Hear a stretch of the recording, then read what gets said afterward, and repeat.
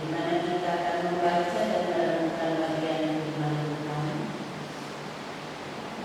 Bagian firman Tuhan bagi kita terdapat dalam dua pembacaan. Pembacaan pertama terdapat dalam pertama Korintus pasal 12 ayat 1 sampai 11, dan pembacaan yang kedua kisah para rasul pasal 2 ayat 22 sampai ayat 40.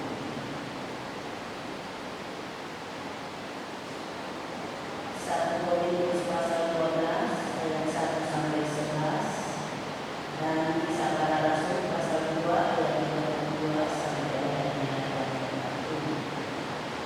Mari Bapak Ibu sekalian kita berdoa sebelum kita membaca firman kita.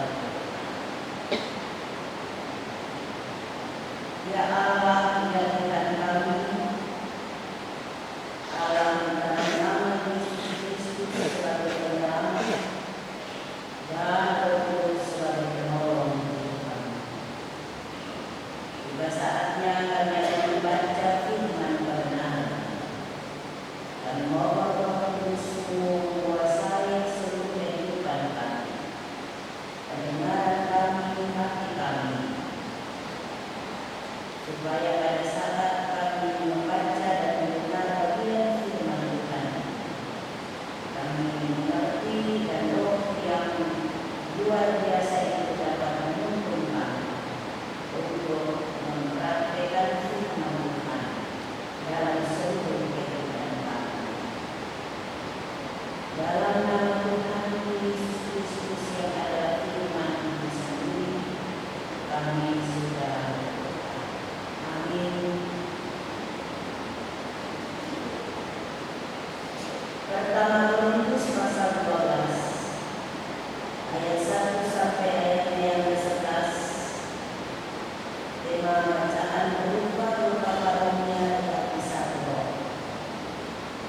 Ayat 1 dan seterusnya. Sekarang tentang karunia roh, aku mau saudara-saudara supaya kamu mengetahui kebenarannya. Kamu tahu bahwa pada waktu kamu masih belum mengenal Allah, kamu tanpa berpikir ditarik kepada berhala-berhala yang dusta. Karena itu aku mau meyakinkan kamu bahwa tidak ada seorang pun yang berkata-kata oleh Roh Allah dapat berkata, terkutuklah Yesus. Dan tidak ada seorang pun yang dapat mengaku Yesus adalah Tuhan selain oleh Roh Kudus. Ada rupa-rupa karunia tetapi satu Roh, dan ada rupa-rupa pelayanan tetapi satu Tuhan, dan ada berbagai-bagai perbuatan ajaib tetapi Allah adalah satu yang mengerjakan semuanya dalam semua orang. Tetapi kepada tiap-tiap orang dikaruniakan pengenaan roh untuk kepentingan bersama. Sebab kepada yang seorang roh memberikan karunia untuk berkata-kata dengan hikmat, dan kepada yang lain roh yang sama memberikan karunia berkata-kata dengan pengetahuan. Kepada yang seorang roh yang sama memberikan iman, dan kepada yang lain ia memberikan karunia untuk menyembuhkan. Kepada yang seorang roh memberikan kuasa untuk mengadakan mujizat, dan kepada yang lain ia memberikan karunia untuk bernubuat, dan kepada yang lain lagi ia memberikan karunia untuk membedakan bermacam-macam roh. Kepada yang seorang ia memberikan karunia untuk berkata-kata dengan bahasa roh, dan kepada yang lain ia memberikan karunia untuk menafsirkan bahasa roh itu. Tetapi semuanya ini dikerjakan oleh Roh yang satu dan yang sama, yang memberikan karunia kepada tiap-tiap orang secara khusus seperti yang dikehendakinya. Pembacaan yang kedua, Kisah Para Rasul pasal 2 ayat 32 sampai ayatnya yang ke-40. Pentakosta, khotbah Petrus.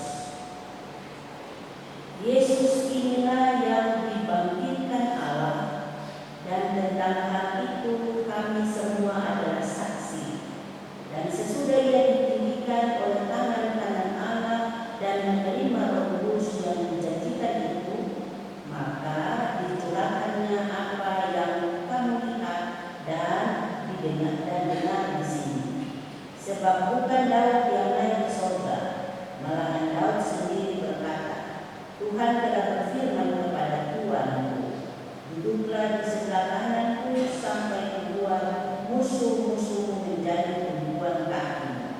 Jadi seluruh kaum Israel harus tahu dengan pasti bahwa Allah telah membuat Yesus yang kamu salibkan itu menjadi Tuhan dan Kristus. Ketika mereka mendengar hal itu, hati mereka sangat terharu.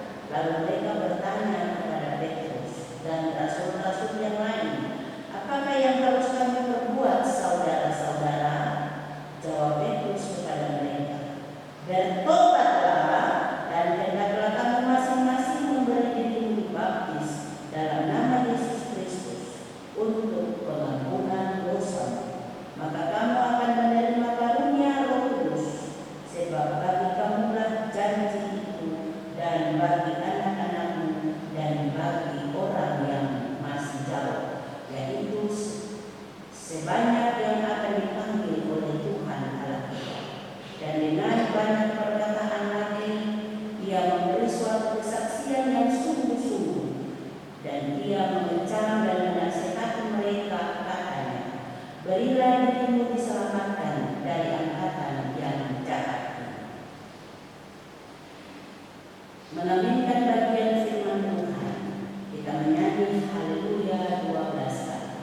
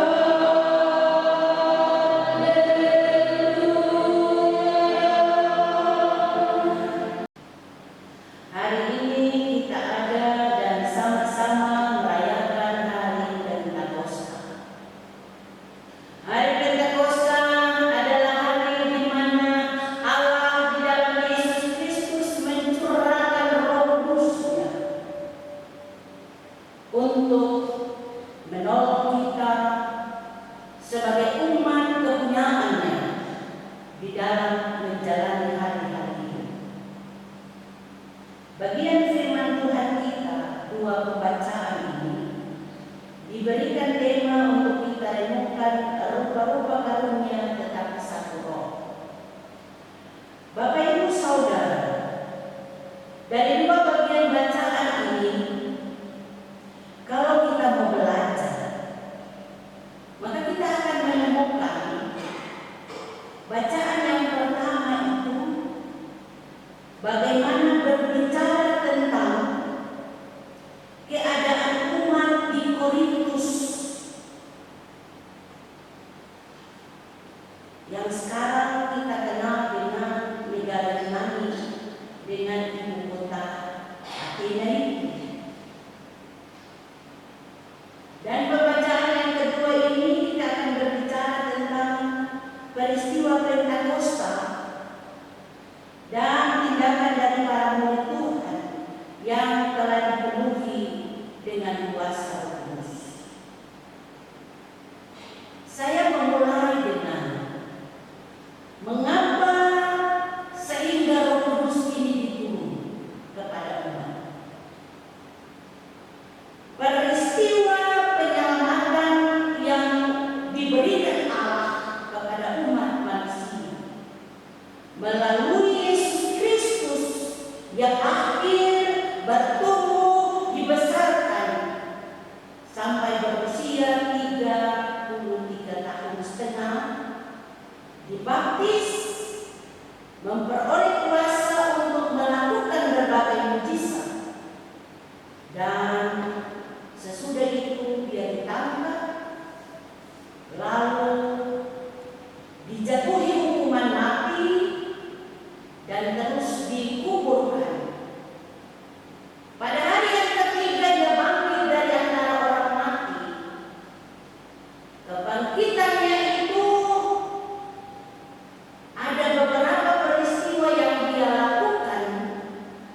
Dia tunjukkan kepada para murid yang sudah tidak ada lagi dalam persekutuan, ada dalam persatuan karena iman mereka tergoncang, karena pemimpin mereka yaitu Yesus telah ditangkap dan dijatuhi hukuman mati, sehingga mereka perlu dikuatkan.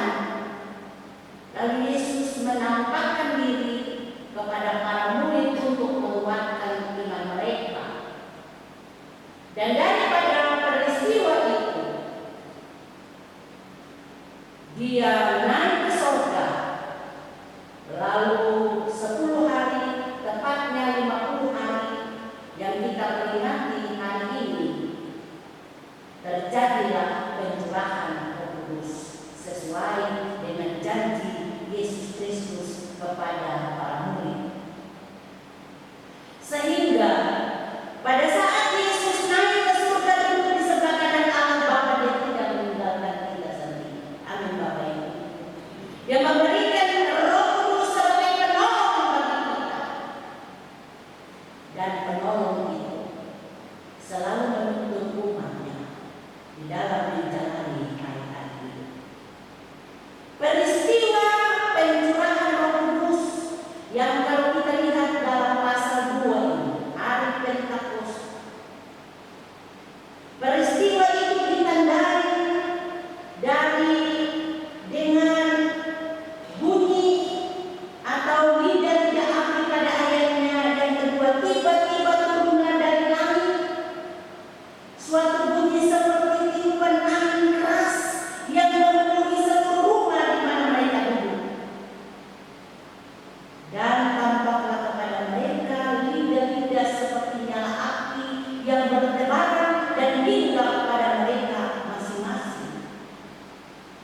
Maka pada ayatnya yang keempat, Kisah Para Rasul pasal 2 ini, maka penuhlah mereka dengan Roh Kudus.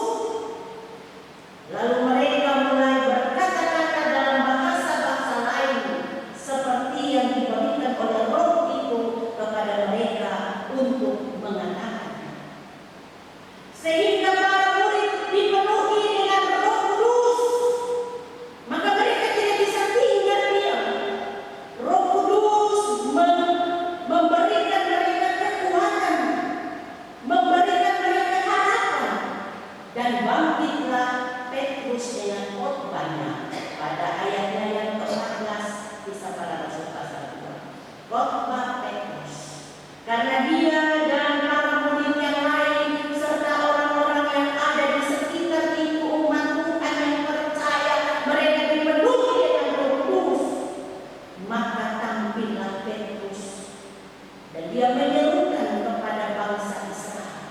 Ayatnya yang ke-22, hai orang-orang Israel, dengarlah perkataan ini yang aku maksudkan ialah Yesus dari Nazaret, seorang yang telah ditentukan Allah dan yang dinyatakan kepadamu dengan kekuatan-kekuatan dan mujizat-mujizat dan tanda-tanda yang dilakukan oleh Allah dengan perantaran dia di tengah-tengah kamu seperti yang kamu tahu.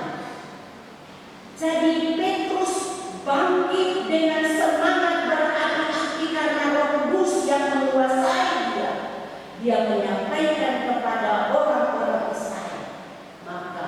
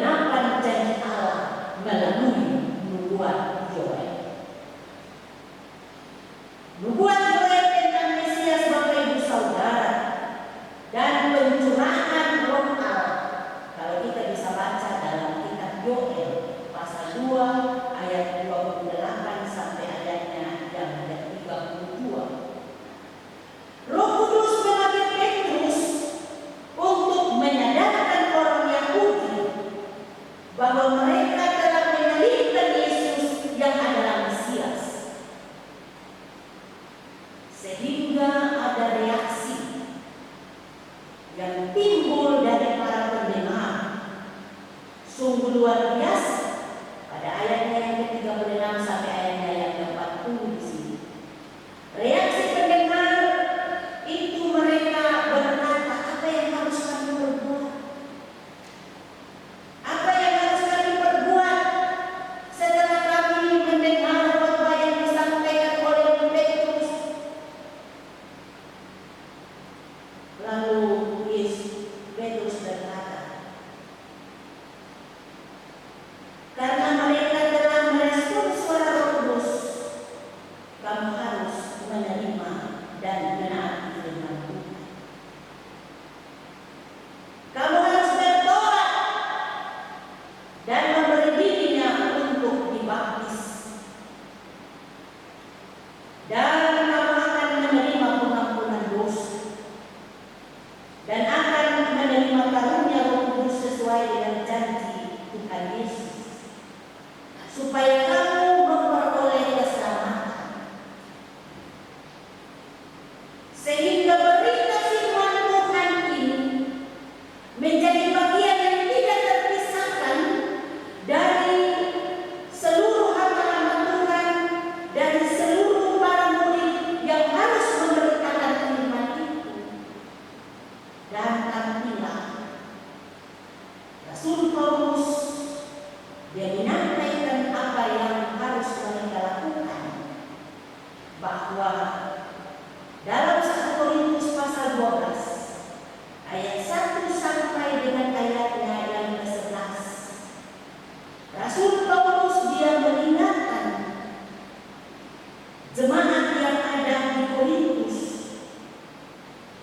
bahwa hai jemaat yang ada di Korintus, sebelum kamu mengenal Kristus,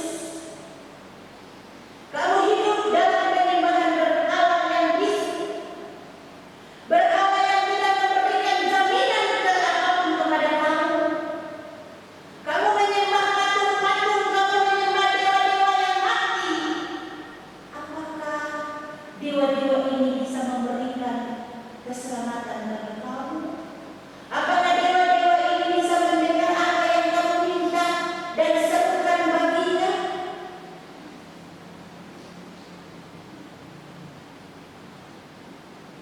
Rasul Paulus berkata bahwa memang kamu sudah dengar firman dan kamu sudah menjadi pengikut Kristus,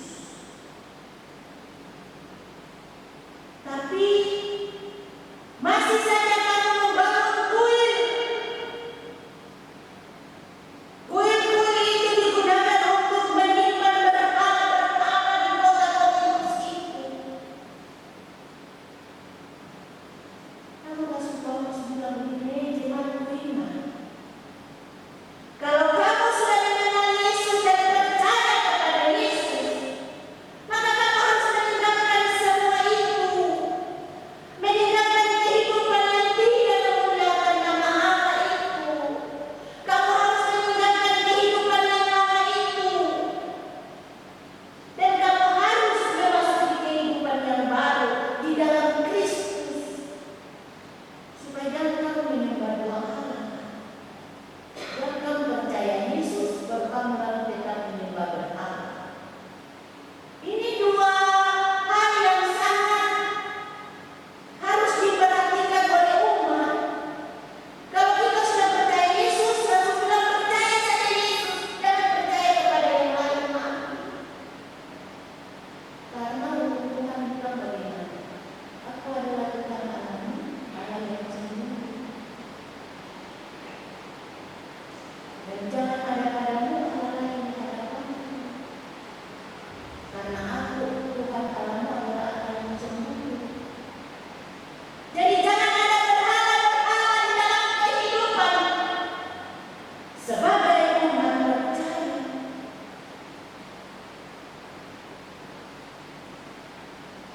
Sehingga Rasul Paulus meyakinkan mereka bahwa tidak ada seorang pun yang berkata-kata dalam ayat 1 sampai ayat yang ke-3,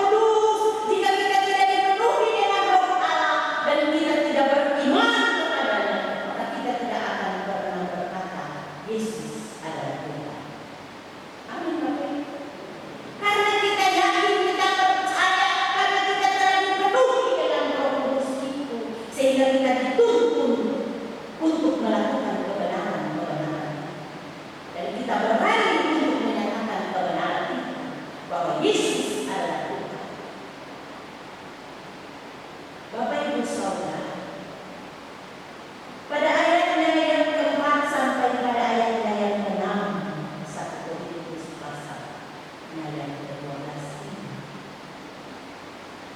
Di sini diterangkan tentang karunia roh. Karunia roh yang diberikan Allah kepada mereka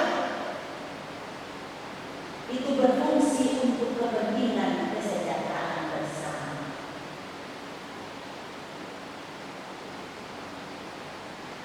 Paulus melihat dan mendengar bahwa karunia dan persaingan karunia di antara jemaat di Korintus ini juga menjadi pemicu di dalam jemaat. Bahkan ajaran palsu pun ada yang dikembangkan di dalam jemaat, walaupun mereka sudah percaya kepada Yesus. Ada yang lebih dengan karunia-Nya tentang ajaran lebih mendominasi kepada Roh Kudus, dan ada lagi yang dalam karunia-Nya lebih fokus kepada Allah. Jadi ajaran-ajaran yang berkembang di Korintus ini, mereka membawa jemaat untuk percaya bukan kepada Tritunggal Allah, tetapi mereka berfokus kepada satu pribadi, yaitu percaya saja kepada Allah. Yesus tidak ada masuk dalam kepercayaan.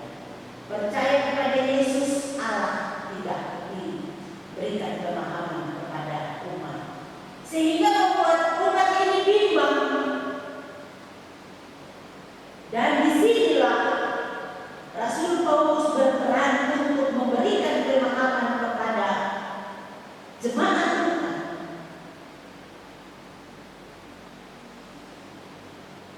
bahwa apabila kamu mengajarkan dan kamu mengadopsi salah satu pemahaman yang diajarkan oleh ajaran-ajaran sesat yang ada di Korintus ini, maka akan timbul perpecahan. Oleh karena itu Paulus memberi penjelasan dengan karunia yang diberikan Tuhan untuk melayani dengan percaya pada Roh Kudus, dengan percaya kepada Yesus Kristus, dan Allah adalah satu, tiga, Tritunggal Allah. Kalau kita percaya Bapa, berarti kita harus percaya Yesus Kristus, dan kita juga percaya peran Roh Kudus. Allah sebagai pencipta, Yesus sebagai penyelamat, Roh Kudus sebagai penolong, sesuai dengan kebenaran firman Allah.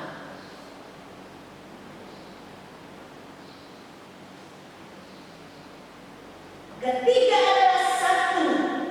Maka Rasul Paulus bilang begini, kamu sudah berkarunia kok, kamu talenta banyak begitu, kamu karunia yang Tuhan kasih banyak untuk kamu.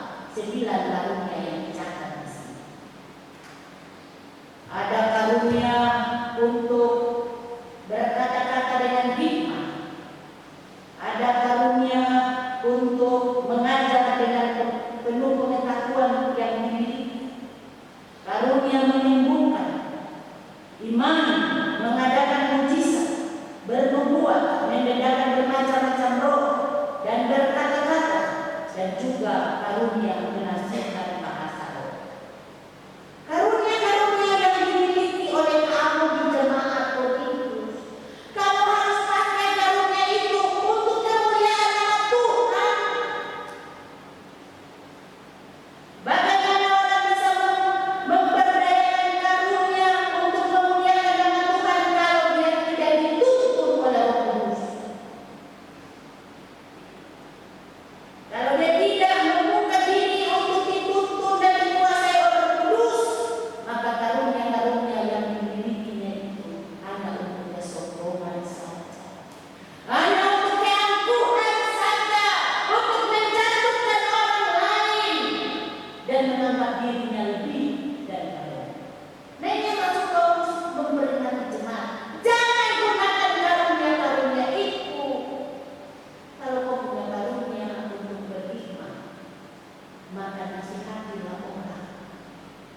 sesuai dengan hikmat yang dikomuni. Kalau memiliki hikmat dari Allah yang Roh Kudus, maka dia menasihati dengan damai. Amin. Itu mari saya bersatu. Yang kau lakukan itu salah. Ini tidak disebut sebagai anak Tuhan yang memiliki Roh Kudus. Jadi yang betul begini. Kau harus jalan sesuai dengan apa yang dikatakan di dalam kebenaran firman. Itu yang namanya orang yang berhikmat. Orang yang berhikmat dalam pengetahuan.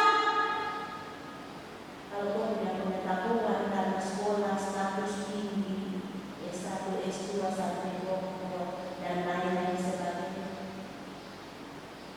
Pengetahuan yang dimiliki tidak akan bisa berfungsi dengan baik untuk kemuliaan nama Allah kalau kita mengandalkan kekuatan kita. Karena kalau kita semakin tinggi pendidikan, kita menganggap orang mungkin membodohkan, belum terhadap apa. Tapi ingat, semakin tinggi tingkat pendidikan seseorang, semakin besar tugas dan tanggung jawab yang harus dia lakukan untuk kemuliaan Allah. Bagaimana Allah bisa dimuliakan dengan dia punya kepintaran? Bagaimana Allah bisa dimuliakan dengan dia punya pengetahuan yang tinggi? Amin Bapak Ibu. Jadi kita semakin tinggi sekolah, semakin tinggi kita meningkatkan kita. Ada tugas yang berat, jangan sombong pakai itu. Karena ada tugas berat, menjadi contoh, menjadi teladan, dan menjadi kemuliaan bagi nama Tuhan. Rupa-rupa karunia tetapi satu roh, rupa-rupa pelayanan tetapi satu Tuhan. Karena itu Bapak Ibu, berbagai-bagai perbuatan ajaib yang dimiliki, yang dilakukan oleh pribadi-pribadi yang dikaruniakan roh, yang tadi saya sebutkan 9 roh. Maka dari berbagai-bagai karunia yang diberikan Allah itu, yang dia praktikkan untuk kemuliaan nama Allah, itu karena ada perbuatan Roh dalam diri. Itu bukan karena dia, bukan karena dia buat, tapi karena perbuatan Allah dan karena penyertaan. Dari bagian ini mau diingatkan bahwa Tuhan itu satu. Bapak Ibu punya kepintaran, punya hikmat. Bapak Ibu punya iman. Bapak Ibu punya talenta atau karunia menyembuhkan. Itu berasal dari satu Allah, satu Tuhan, yaitu Allah di dalam Yesus Kristus dari kuasa bukan yang lain. Amin Bapak Ibu.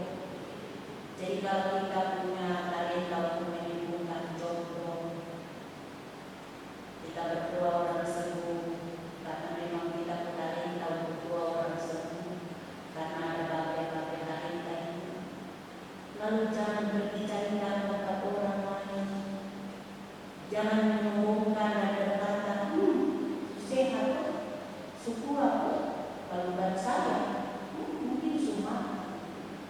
Itu bukan mengandalkan Tuhan, tapi mengandalkan diri. Amin Bapak Ibu. Tidak mau berkasa sendiri. Sehingga kita sebagai hamba Tuhan ini bagian ini juga iman. Kita ditegur bahwa apapun talenta yang ada pada kita untuk kita dapat melayani umat, maka semua pelayanan itu hanya untuk kemuliaan nama Tuhan. Bapak Ibu, jemaat yang dikasihi Tuhan, dari bagian firman Tuhan ini, apa makna yang harus kita bawa pulang untuk menceritakan, menyampaikan kepada anak-anak kita, kepada keluarga kita, dan juga kepada kita, bahwa setelah kita tahu dan setelah kita percaya dengan sungguh, tahu, mengerti, dan percaya, menerima bahwa Yesus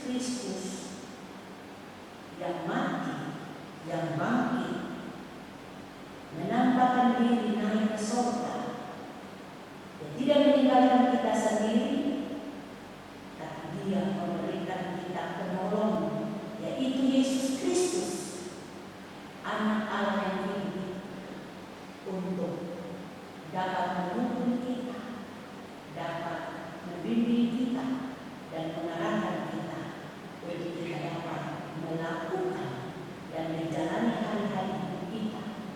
Selanjutnya, dengan talenta-talenta yang ada pada kita, maka kita dituntut untuk memperlapangkan talenta-talenta itu demi kemuliaan nama Tuhan, demi kemuliaan nama Allah, dan bukan untuk membanggakan diri, kesombongan